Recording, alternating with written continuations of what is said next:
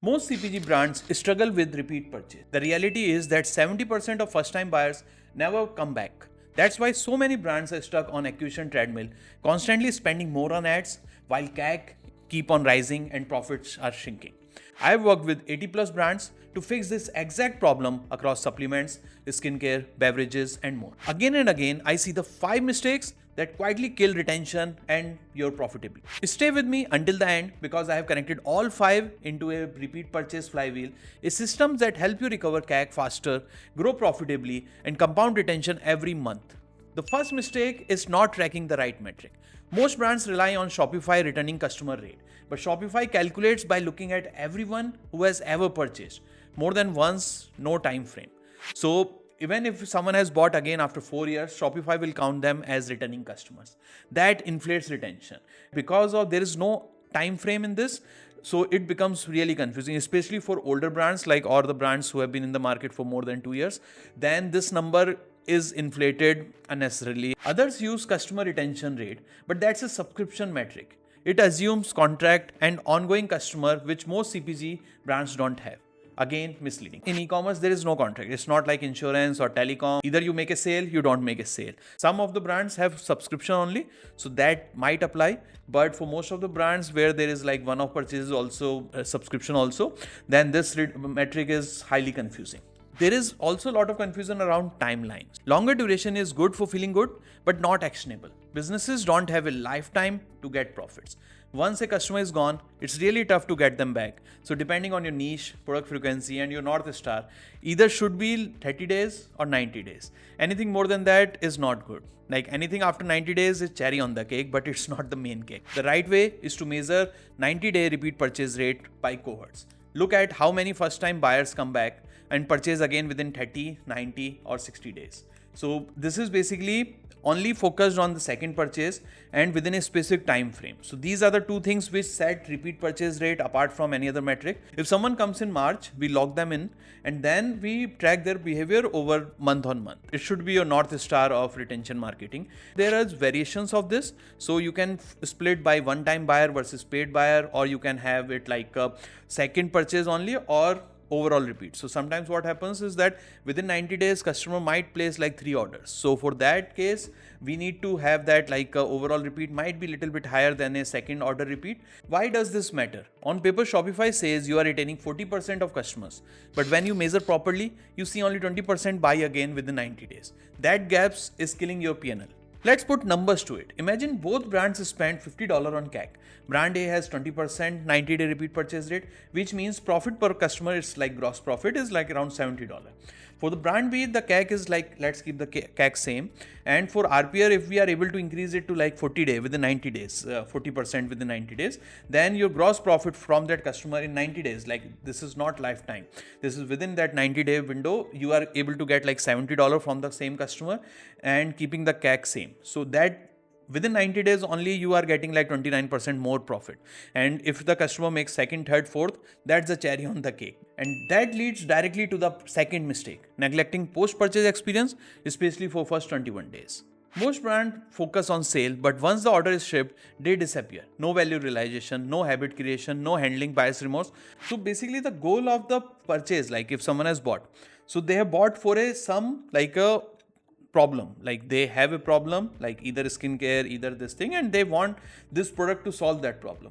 So now once the product has been bought or like the sale has been made, the objective should be to get that value first to the customer. So if the customer got the product and they are not able to get the maximum value from that product, then they will never buy again. And that's where most of the brands drop the ball. Second is like no habit. So basically in CPG specifically, now what we want is like to set up a habit or make it part of their identity, make it part of their day-to-day behavior, not handling buyer's remorse. So buyer's remorse is also very real, and it happens after within 2 to 3 days of the purchase, as soon as they place and till the time they get the product.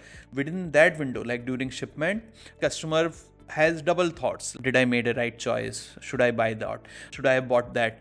And those kind of questions. When they placed an order, they were at the highest excitement, the max excitement, and then the max excitement dips and then it goes into the remorse situation. So what we want is to keep the excitement up till the time they get the product. And once they get the product, then we get into value realization, then we get into habit creation. Many studies have confirmed this, that if the customer don't see value within 21 days, they will never come back. How to go about that? So one is the delivery update. So we need to address buyer's remorse, and we need to keep the momentum up, like keep them excited for the product. And then once they got the product, then we need to dive into like usage guide, how to videos, and then habit nudges, like after, are you taking your supplements, are you doing this thing, if you can throw some surprise elements. And once that is done, like when you have done all these 4 steps, then only and only then you go into replenishment. Otherwise, if you go into replenishment very early, then it creates like a very needy kind of a situation, that you don't care how I use the product, you are just care about like getting a reorder. And then cross sell also becomes a really powerful, because you can, if you are working on habits, or if you are working on surprises or usage, then you can always give this, like for best results, use it with these 2 products. And the window is 21 days. Depending on your product, but like for CPG brands, for most products, it's like our recommendation is within 21 days, because even if it's longer repeat purchase cycle, then the excitement is gone after 21 days. Even for 21 days is very long duration to keep me excited about that purchase. Like maybe I get bored after a day or something. How to create that communication, like post-purchase communication. So these are some of our tips that you segment by first-time buyer, repeat buyer, and paid subscriber, loyal customers. So like you create these 4 buckets, and then you create communication or like customized communication based on that. Hero SKU is really important, because that's give you flexibility, and customer is also able to get the max out of that. Otherwise, if you try to generalize that communication, then it becomes bland, and then it doesn't work, and it doesn't hit the customer. Like recommendation will not land, the usage patterns will not land, and like replenishment cycle will not land, cross sell will not land. And third is like play the long game. So don't be like too needy for a repeat. Like a customer has already bought the product, so if they use it and see value, without any nudge, they will come back and buy the second product. The main question is, have they used the product, or have they seen the value of it? So those things is your responsibility, but once they see, they will eventually come back. The goal should be to get them see the value of the product. So if you can get the second purchase, like so that increases your likelihood of customer like lifetime value by roughly by 2x or 3x. So the main hurdle, I would say, is like getting the second purchase within 90 days. Now the third mistake is treating all customers same. Not all customers are created equal, but most brands lump them into a single bucket. That leaves money on the table. Now, the number one mistake which I see for treating all customers the same is the VIP strategy. If someone has bought like 5 times, so most of the brands don't do anything for that customer. Like apart from giving some points, there is no communication, no recognition, no like special rewards or perks or anything like that. And that customer has bought like 5 times from you.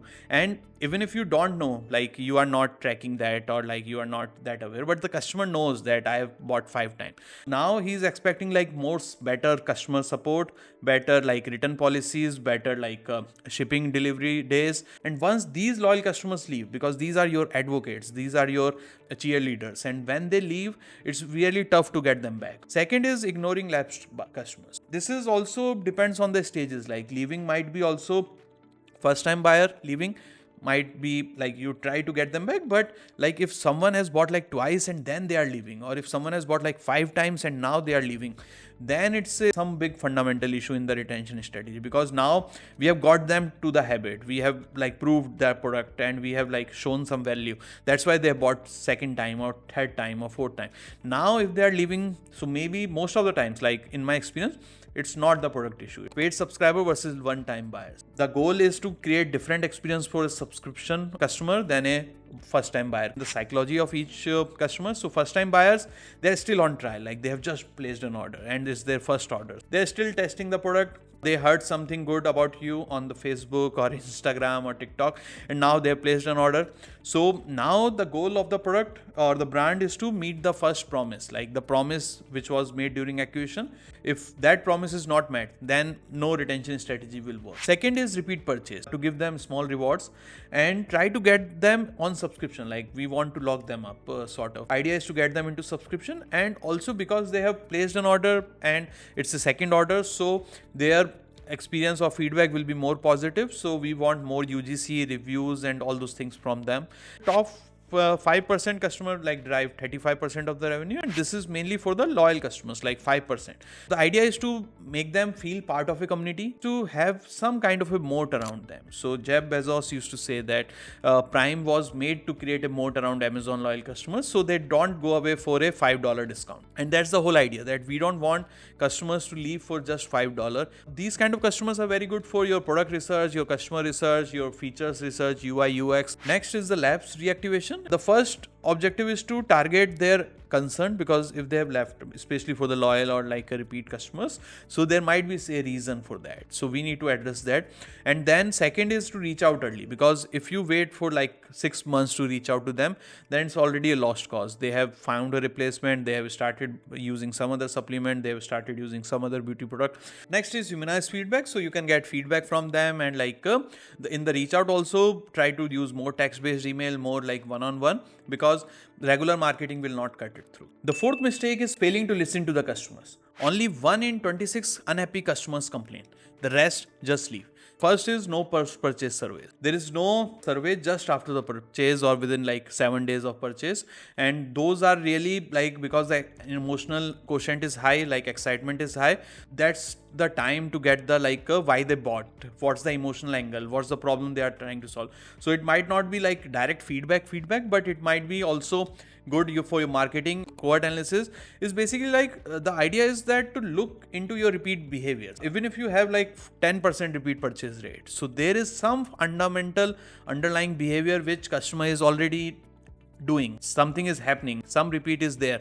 That means there is a behavior which is already going. So the role of the marketing or like whole strategy is to amplify that communication or amplify that behavior. So next is no review or feedback response. So basically what happens if someone has given a positive feedback or even a negative feedback, so how fast you are responding to that. Like even if you are responding within like 4 hours, 5 hours, or within a same day, then it will not spill over social media, or it will not spill over Google or in any of the comment section or anything. But if you don't address that question or address that concern, or like either positive, either negative, then it's high chances of that being spillover. What will happen eventually, that customer will leave, and we will not have any answers for that why someone has left or why they have stopped buying. And 96% of the unhappy customers can be retained if their issues are resolved quickly. The idea is to get to the active listening mode, so where you are having the post-purchase surveys, NPS, you are giving the fast feedback. So if someone gives a positive, then you ask them to post on Google. If someone gives a negative review, you give them like some kind of a coupon, and then you try to figure out that which channel is working, which SKU is working. So those kind of repeat patterns can put them into your marketing and like amplify that behavior.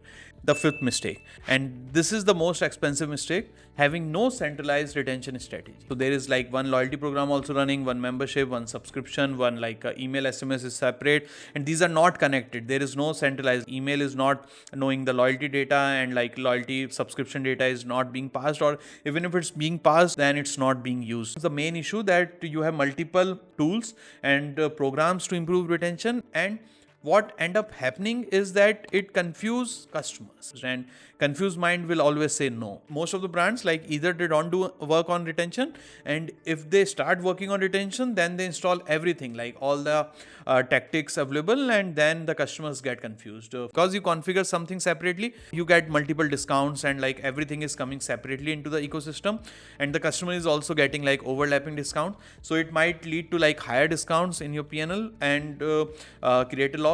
And lastly, no ownership. Like there is no one who owns like the retention strategy. To create a customer retention flywheel, what we need is a like centralized customer journey, which we should be able to map based on the customer type, customer segment, and customer journey stages, and then we are able to plan it properly. Now in e-commerce, what happens that every brand thinks that their journey is the same, because it's like standard add to cart, purchase, and like checkout and purchase. After post purchase, the journey is very different for each of the brands. And apart from the journey, it's also what's the communication like. One is the customer mindset, but also what's the communication you are putting out to a loyal customer versus first time buyer.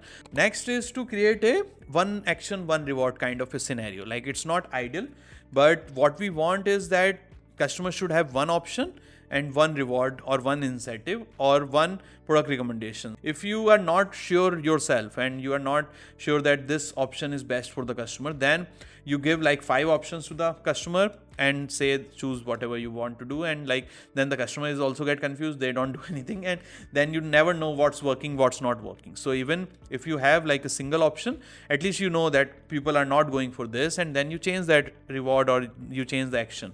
Next is surprise and delight.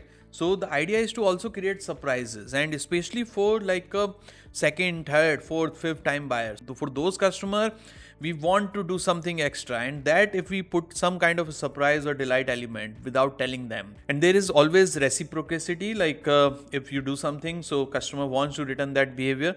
So if you take special care of the customer or like you do something out of the way, then customer is most likely to stick with you. Then there is always omni-channel, like if you are doing email, so what communication is going over? SMS, direct mail, push, even if you have a mobile app or those things or on-site. So everything needs to be centralized around the post-purchase customer, and that creates retention flywheel. Customer return more often, CAC payback happens faster, dependency on ads goes down, and growth compounds. And most of the times what we have seen with the brands, that if they work on retention, like they will see like 20% higher profits, and there's definitely like a 30% lower ad dependency on paid ads, because they are able to like get more profit from the or more revenue from the same customer. Just 5% of retention improvement can lead to like 25 to 95% in profits. And this we have seen with the brands, that once they are able to increase that even 5 or 10% of retention, their cash flow issues really goes away, and there's a lot of like less dependency on paid ads, and especially the day-to-day rush and the emotional pressure, because there's no predictability in acquisition. You have like if your ads are not working or like those kind of situations. So if you have some kind of like a 40-50% of revenue coming from retention or like repeat customers, then at least you are not on that treadmill that I need to get these many X number of new acquisitions each month. And this is the retention flywheel which we were talking earlier. So this which connects everything. Like the first you get the customer, the idea is to activate them and they convert them into repeat customers.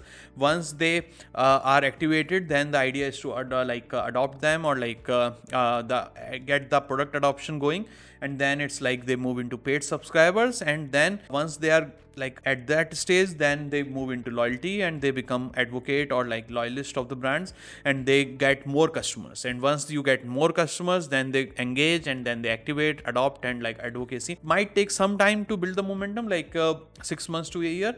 But once the momentum is going, then it really like it will, for some brands we know that like 80% of revenue comes from repeat customers, and like only 20% of their revenue is dependent on new customers. And they are more aggressive about the new customers because they are able to spend more to acquire those customers. The core issue behind all these mistakes is simple: no unified repeat purchase strategy. That's why I built a repeat purchase maximizer. And if you want to go deep into the framework, check out our another video. I will link it right here. And don't forget to subscribe to my newsletter where I share strategies like this every week. Thank you.